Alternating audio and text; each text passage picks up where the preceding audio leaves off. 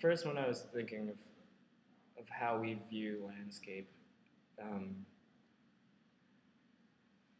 I start to think of how how we navigate on a daily basis, and we navigate through Google Maps and try to get our directions through the internet, and we don't have the same experience as looking through a map and knowing street names and having an idea of what landmarks are there.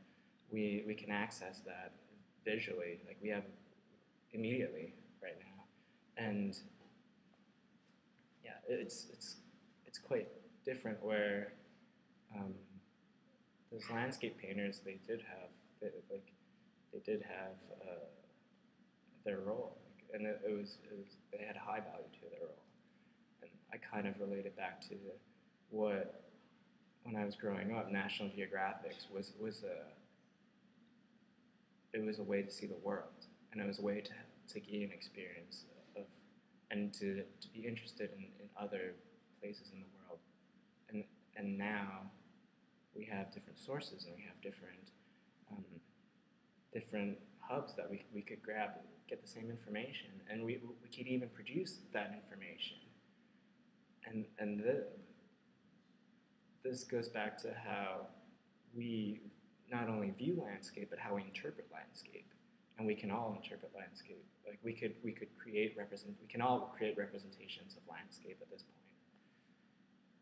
So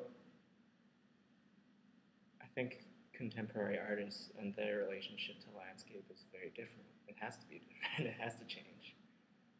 And I think we begin to invest our efforts and our time in like building and collecting and trying to better understand our space and the urban landscapes that we're a part of.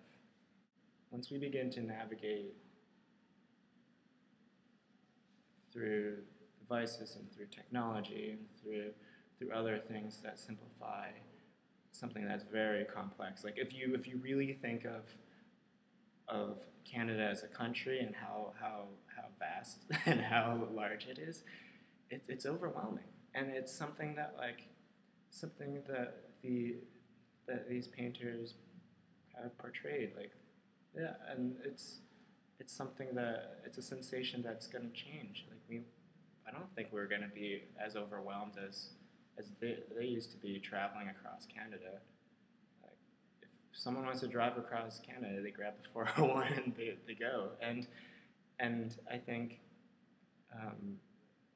the ability to be overwhelmed is something that technology definitely changes.